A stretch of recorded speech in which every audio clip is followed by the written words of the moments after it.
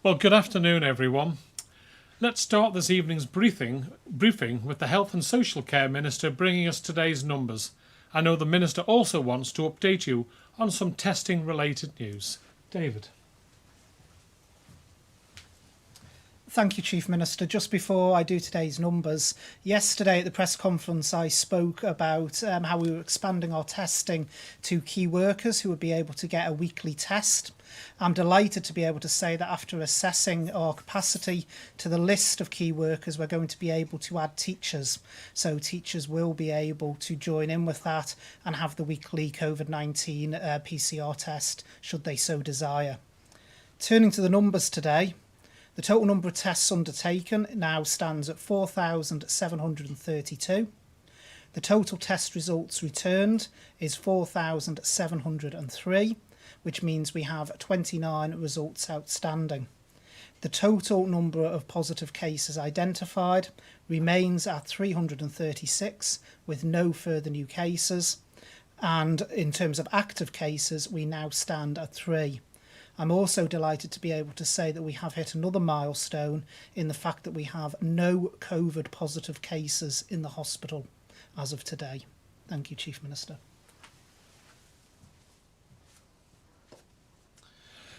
Well, thank you very much, Dave. That really is excellent news, isn't it? In our Stay Safe Roadmap document that was endorsed by Tynwald on the 5th of May, we described how we would approach decision making through this pandemic. We of course want to do what is best for the island, balancing some really tricky issues. We had to balance COVID challenges that we understood so little about with the needs of our people, our society and our economy. And I have said so often, I think that as an island community, we have done incredibly well. We went in hard at the start and hammered those curves. We are doing some work to publish a new range of reports and charts. I know for some it has been reassuring to see that green line that bobbles along the bottom. You made that happen. We are now in a place where we are gradually changing those measures we had to use at the start. Every meeting of the Council of Ministers now is considering how much further we can go to give you your lives back. How much further we can go in the journey towards our new Manx normal.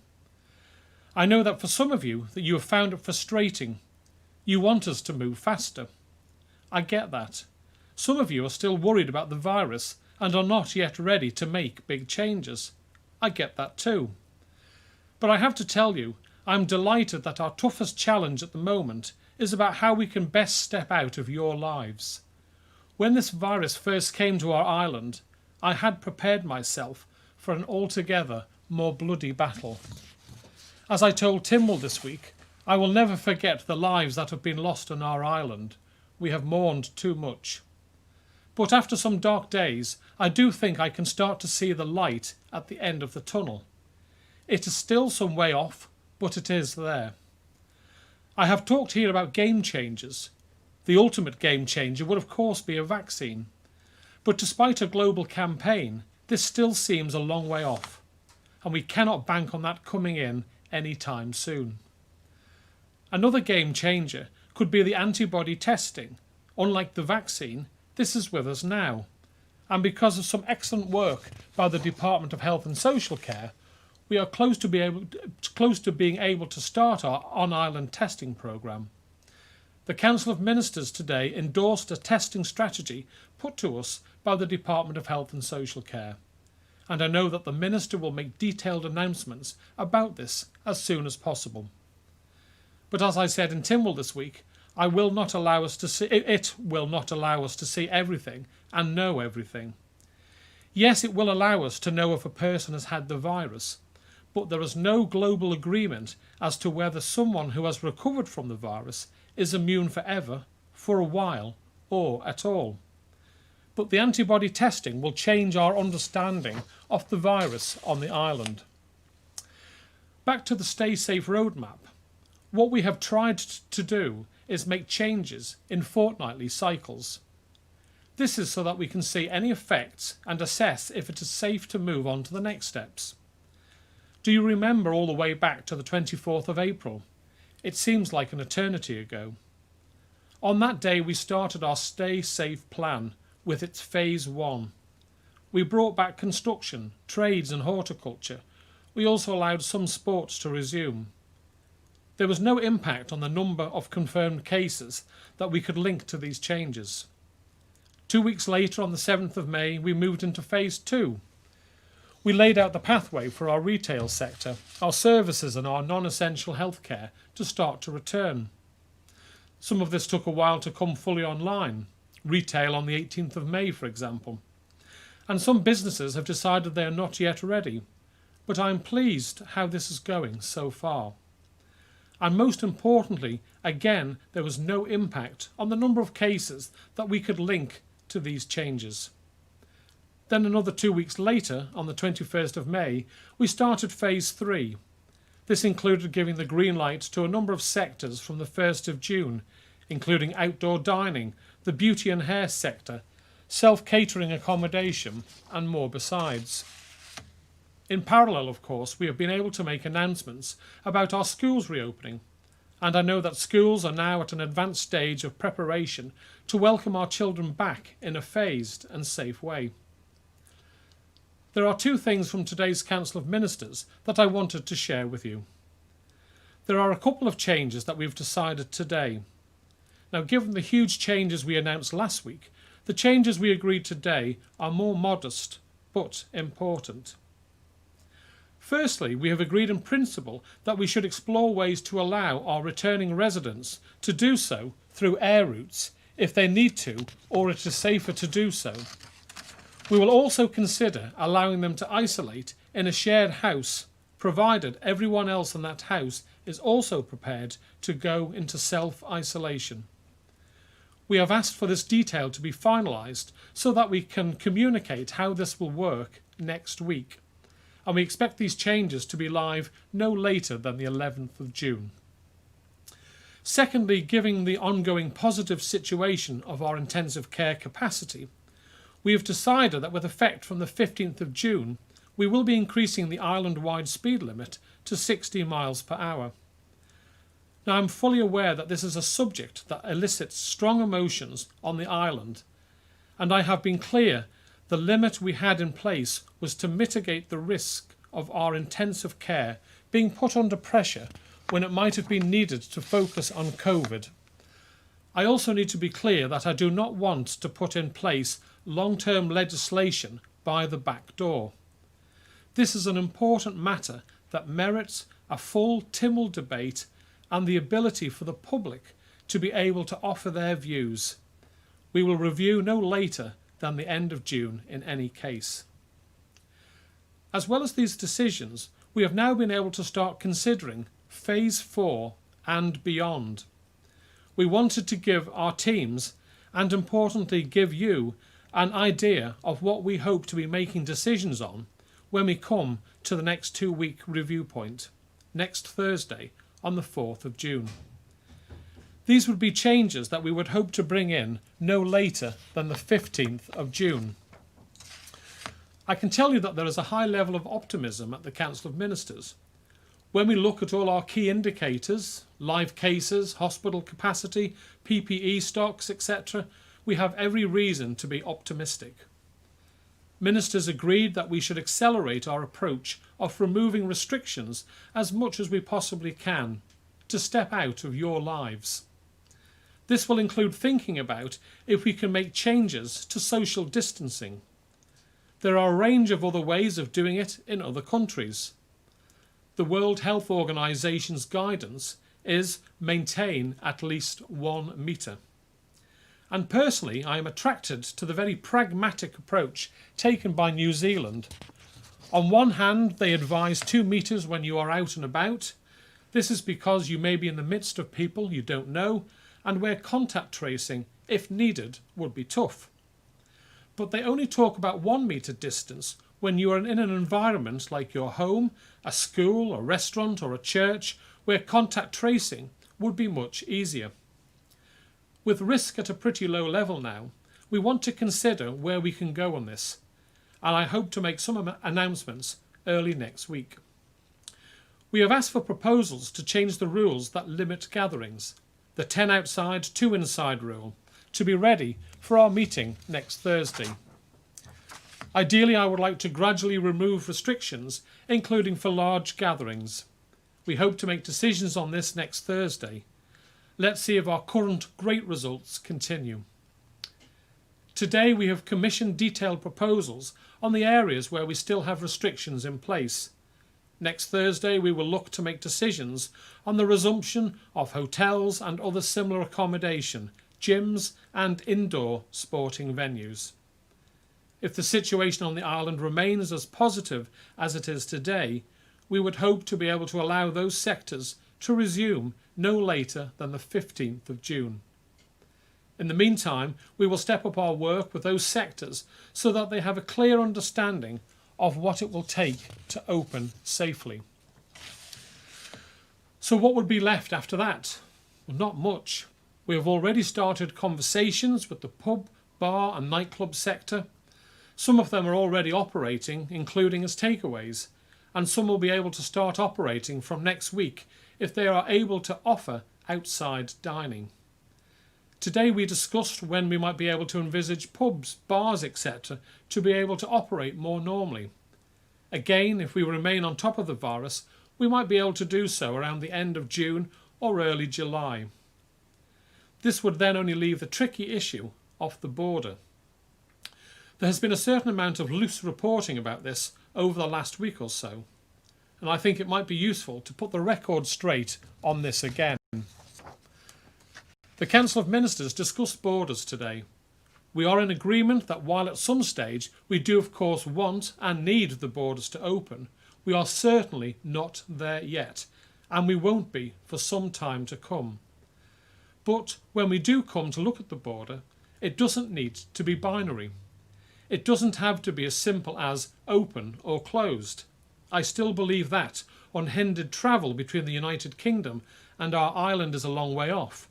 But as the situation slowly improves in the United Kingdom, we have been able to do more for our returning residents and for new residents, those who are coming to live and work here. And we want to do more for truly compassionate cases in both directions. We may be able to go even further if and when we start to see significant and sustained change in the United Kingdom. Until there is, we need to exercise extreme caution. The last thing we would want to do is jeopardise the hard work that has got us to where we are today. A final point from me is around the emergency regulations. I've said on a number of occasions that these were a necessary evil. These were not powers that I or my ministerial colleagues wanted to have, but I still believe that we needed them to move quickly and decisively in the best interests of the island. As I've said in Tynwald, work is now at an advanced stage on a plan to take us out of emergency powers, and I will lay out my thinking in Tynwald on Tuesday. I will now take questions, and first I believe is Amanda from Gef the Mongoose. Amanda. Good afternoon, Chief Minister. In light of your dismissal of Chris Thomas, some of the public are questioning whether collective responsibility is outdated and makes voting pointless, especially in these extraordinary times. Does this process need to be reviewed? Are you considering a reshuffle? And how long do you anticipate it will take you to choose another Minister for Policy and Reform? Thank you. Well, I think the collective responsibility for the Council of Ministers has worked exceptionally well, Amanda. It's been 40 plus years now that it's been going on. Effectively, we have 9 ministers who all have different views. They're all independent. And we agree as those 9 that we will follow collective responsibility. So in any boardroom meeting, in any village institution, you will have a group of people who will sit and meet.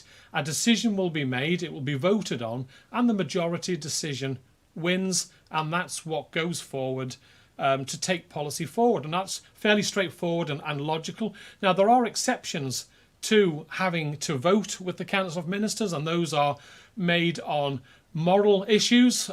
So, for example, the divorce bill that's going through at the moment, the legislation in the House of Keys, all ministers have a free vote on that because it's not a Council of Ministers issue. It's for you to make a decision on how you believe from a moral point of view what should be done. The same with parliamentary issues.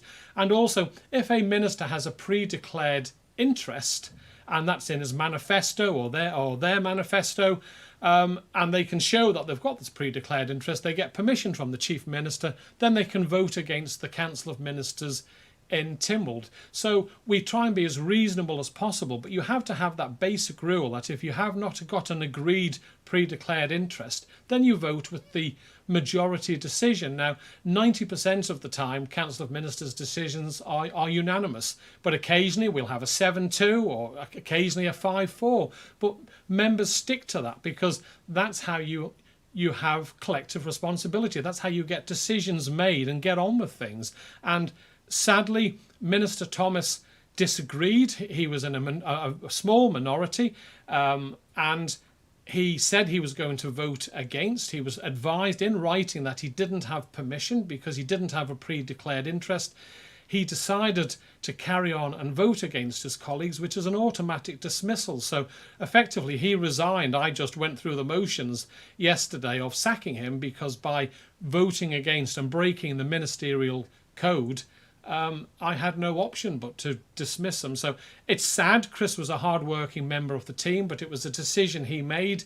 He had walked out on an earlier sitting on the border closure, which was disappointing, not to support his colleagues.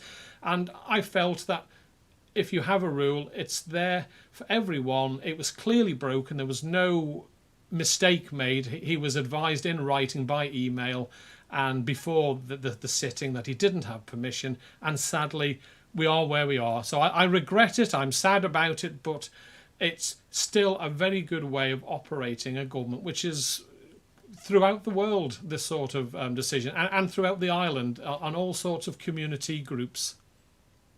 And are you considering a reshuffle, and how long do you anticipate it to take you to choose another Minister for Policy and Reform? Well, obviously, this only happened on Tuesday. Tuesday, I will be bringing someone up to replace the minister, whether that's a reshuffle or whether I'll be putting a new member straight into the job. I'll need to sleep on that for a couple of days, but obviously I will put a press release out, Amanda, once I've made that decision. Thank you very much. Thank you very much. Now, Mr. Paul Moulton from MTTV. Paul, good afternoon. Hello, Chief Minister. A little gurgly by link. Did you just say it was 60 miles an hour you're putting this speed limit up to? Yes, where there's no speed limit, Paul. So at the moment you've got 20, you've got 30s, 40s, yes. 50s, but where there's no speed limit, so for example on the mountain you can go up to 60 miles per hour. Oh, that's on the 15th of June. It's not from today, it's from the 15th. What we try and do is, as we've learned, instead of making sudden announcements that happen straight away, we're trying an awful lot of the information. It is for information on the 15th of June. We're trying to give businesses our thinking. So the social distancing rules, etc., we're trying to help businesses plan. So instead of just getting a couple of days' notice that they can open, and these are the rules, today we're trying to share our thoughts with you all about where we see this going and what we're discussing at the moment, so that as long as the data still supports us making those decisions, it shouldn't be a surprise to those businesses in a couple of weeks' time to be able to open with the set of rules in place. All right, because really my question is the thinking behind that. I mean, there's very few 60-mile-an-hour areas anyway. So you've got your 50s and you've got your de-restricted. So why this halfway house? Because it can't now be under the road safety is your sort of main reasoning, is it? I mean, is this still, and part two of this is I still get whispers, pretty good, some of my contacts that, you know, is still looking at a back way of making some sort of speed limit, excluding the mountain road, which could be like 60 or something in the future. I know you've been on here saying before it's not going to happen, but I'd like to hear you just give me a bit more. Well, I've said, how many times can I say it, Paul? I've said just now that I will not allow emergency legislation to be used to bring in strategic changes to the island way of life, effectively via the back door. I'm not saying speed limits won't happen in the future, but that will be for Tynwald to decide based on feedback from the Manx public with separate legislation.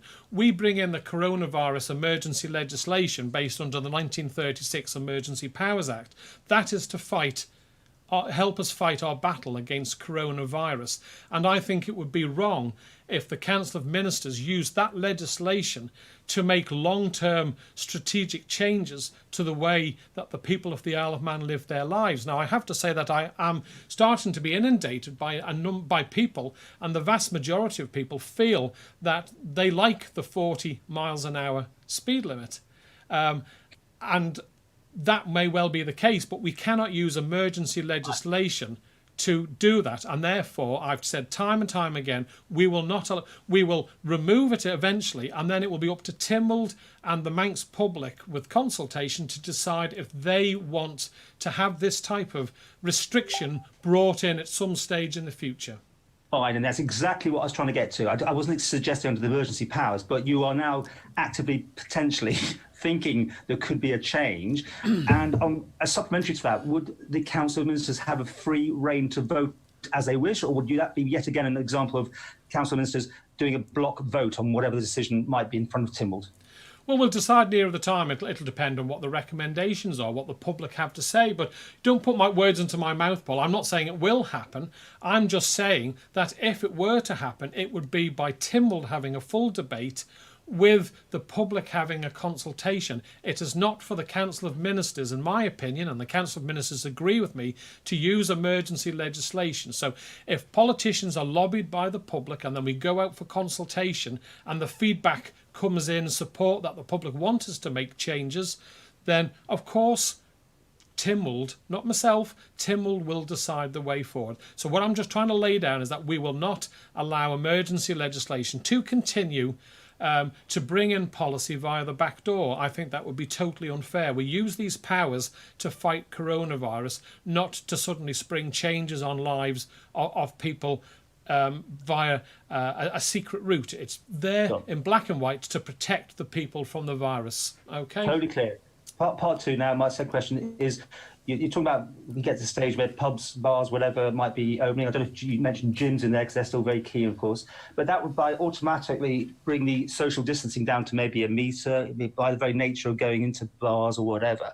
Can you save Tynwald Day if that would be the case as well, being that you're talking about making this change in sometime in June, I think, was it, or maybe in July? I said for bars, maybe at the end of June, early July. So I'm not giving exact dates. I said hopefully by the 15th for some of these areas we're looking at when our children go back to school. Trying to get a child to stick to 2 metre distancing is going to be pretty impossible. And given that fact that they're in a school where tracing, we know who's there. So I gave New Zealand as an example. They do a metre in schools, churches, and gatherings in family homes, because you know if you suddenly get ill, who's been there, you've got proper tracing. Whereas if you're out and about walking in the street, etc., you could bump into someone and you don't know who they are, and then if you caught something, you wouldn't be able to do the tracing of that person. So we've looked at how New Zealand have done it. I've looked at how several other countries have done their distancing, and the WHO recommend a minimum of 1 metre up to 2 metres. We went down the 2 metre route. That was right at the time. I think we now need to say, well, what is the way forward going forward? We're trying to make people's lives as easy as possible to live the new normal with the coronavirus. So this is something that we're looking at, Paul. And sorry, just gyms, just as a throwaway there, were they on your list yet, gyms? Yes, they were on my list. Yeah. They're still, and indoor. No, gym. We mentioned that gyms and indoor sports areas we were looking at with a possibility in 2-3 weeks' time. Thank you. Right. Next we have Jess Ward from Isle of Man newspapers. Jess, good afternoon. Nice to see you again. Yes, you too. Could I speak to the Health Minister, please? Yeah, no problem at all. David. Good afternoon, Jess. Good afternoon. So you've given us the great news that we've now had 0 cases in over a week, but also we've no longer got any positive COVID positive patients in hospital. I'm wondering, how is the government planning on letting redeployed medical staff who work in the COVID wards back to their original posts? So, as I announced last Friday, our Back to Health plan allows for services to start being turned back on. While it's very positive news, I'm going to do my usual thing and say let's not be complacent about things. It's a great position to be in, but what we've got to do is now, in a gradual process, start redeploying staff back so we can turn on existing services that were turned off. And we've started that process this week. But we do still need to keep a COVID contingency, as I would say. So we still have to have a COVID response there in case there is any further admissions in the future. So that process has already started, and if people go online, they will see the Back to Health document. We are also working up a similar document for basically the social care side of it, and the Back to Care document I should be able to announce next week. Thank you. I've got another question for you too. So as we all know, COVID-19 has changed our daily lives and work environments quite a lot. I'm just looking at the future of nursing homes and how has the virus impacted the government's plans for those institutions and to ensure the safety of its users? Well, the nursing homes have worked very, very well with us in terms of infection prevention. The nursing homes have always been very strict around infection control anyway, because of the type of environment that they're in. So obviously, if they get outbreaks of things like winter influenza in a nursing home, that can be quite serious as well. So a lot of those structures were already there. And I think the key thing is being communication. We've worked together with nursing homes to get access to the PPE. We've given them guidance along the way, and that will continue. And it was in place for the things like winter influenza beforehand. That process will continue as normal. Are we going to see any drastic changes, maybe in architectural structures or any planning processes, do you think? No, in terms of nursing homes, obviously one of the things they've struggled with, particularly, is those residents that are mobile, and sometimes the dining rooms in the nursing homes haven't allowed for social distancing, so they've had to do staged dining. But that's something that will be around for as long as there's a risk from COVID. But in terms of nursing homes and the way they operate, like I say, they're very, very much focused on infection control and prevention. So that will not radically change from what was there already. Okay, thank you very much. Thanks very much, Jess. Nice to hear you again. Next, we have Alex Bell from the BBC. Alex. Thank you, Chief Minister. Afternoon. Just to touch on a point you made before, to outline those plans to bring returning residents home by air. Is this viable? How many residents are currently left to return to the Isle of Man? Well, we have a number of residents overseas, Alex. Some of them have been trapped in the jurisdictions in India, for example, where they haven't been physically allowed to go to an airport to get back. So it may well be that they fly in to London, and at the moment they've got to go through the country to get to Heysham.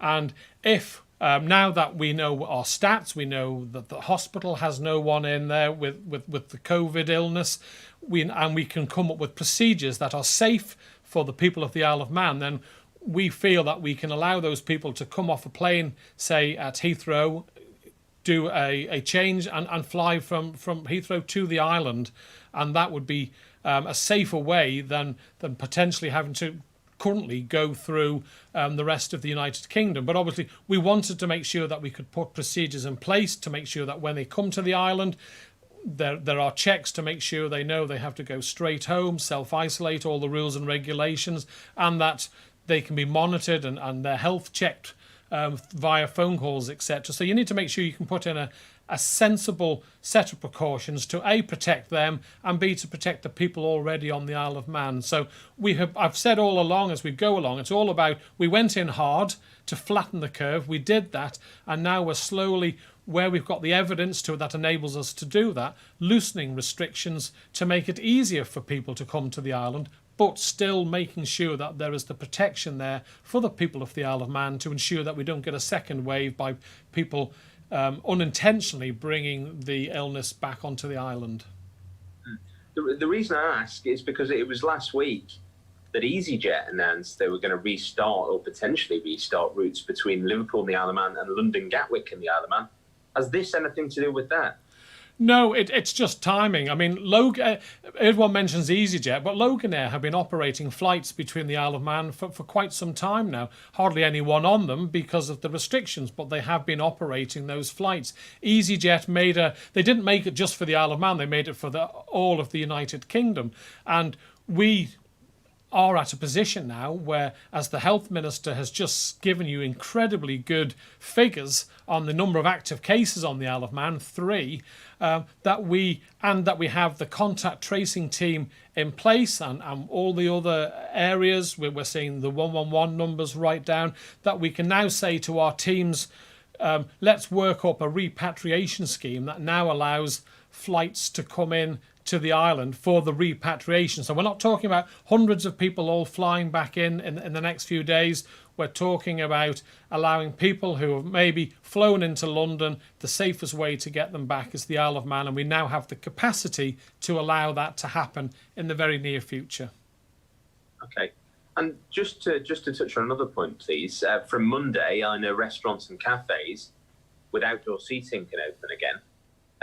When this was announced, I think it was suggested that businesses who met these requirements or maybe just slightly fell below them might be given some help to adapt to meet them.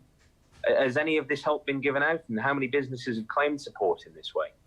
I'd have to get that information for you, Alex. That's the Department for Enterprise would deal with the advice to businesses. But obviously we're working with them. We've tried to be as helpful as possible by discussing the 2-metre thoughts that it might go from 2 meters to 1 for our schools, maybe for when you're in a restaurant, for work, because you can do the tracing of those peoples from your businesses. But these are decisions that haven't been made yet. They haven't been agreed. This is just what we're currently working on, and we've announced it maybe earlier than we have in the past, sort of changes, to give businesses as much sort of forward planning time as possible, so they are as well prepared as possible. Thank you. Thank you very much, Alex. And last but not least, we have Leanne from 3FM. Good afternoon, Leanne. Thank you, Chief Minister. My first question is just about car sharing. We've had a few queries as to people looking for a bit more clarity as to why it isn't permitted, just as they're able to ride on the bus or take a taxi journey or even go inside someone's home. Yeah, it's a good point, and funny enough, I was down in Ramsey at the weekend, and a young lady stopped me and asked me that very same question, and it's something that the Council of Ministers are looking at. Obviously, if you're sitting in the front seat of a car with the person next to you, you're only a matter of inches. If you're a foot away from that person, then you're going to struggle. Now, there is an argument that you know who that person is, so from a contact tracing point of view, it might be possible. I went into my parents' house at the weekend, but I still kept my distance. I kept more distance than I would if I'd got in a car with them. So this is something that we are looking at, Leanne, and we will be giving an update within the week on car sharing. Okay, thank you. And my second question is for the Health Minister, please. Okay, David, thank you. Good afternoon, Leanne. Good afternoon, Minister. Like Jess already touched upon, obviously you've mentioned there are now only 3 active cases and no COVID positive cases in the hospital, which is obviously great news.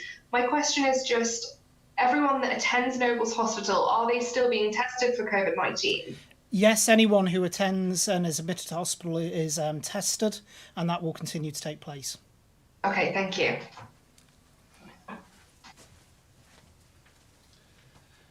Now, I think if memory serves me correct, Minister Skelly is with you tomorrow. So, Alex, I think it was your question on support for or advice for businesses that are trying to get back.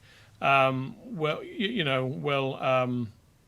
sure he'll be able to give you the latest update on those figures. So, thank you very much. Right, I think we've had a good hit here now. Thank you all very much, but we are getting there. Let's put our best foot forward. Please keep safe and keep your loved ones safe. Remember the basics, keep your distance, respect other people's space, and the future is in your hands. Thank you all very, very much. Bye-bye.